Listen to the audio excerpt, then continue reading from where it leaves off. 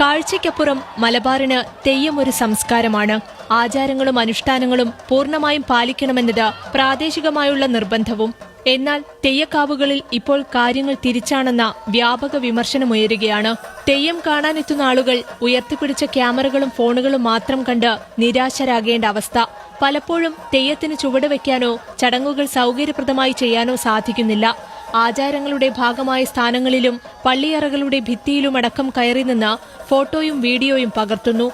തെയ്യം ഒരുങ്ങുന്ന ഇടങ്ങളിൽ പോലും ഒരു നിഷ്ഠയുമില്ലാതെ കയറിച്ചെന്ന് ചിത്രീകരണം നടത്തുന്നത് കഠിനവ്രതത്തോടെ തെയ്യം കെട്ടുന്ന കലാകാരന്മാർക്കും മാനസികമായി ബുദ്ധിമുട്ടുണ്ടാക്കുന്നുണ്ട്.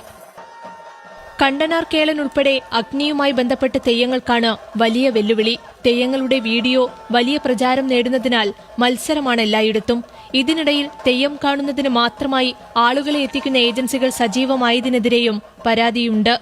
ഇതോടെ തറവാട്ടുകാവുകൾ ഉൾപ്പെടെ കർശന നിർദ്ദേശങ്ങൾ പുറപ്പെടുവിക്കാനും തുടങ്ങി.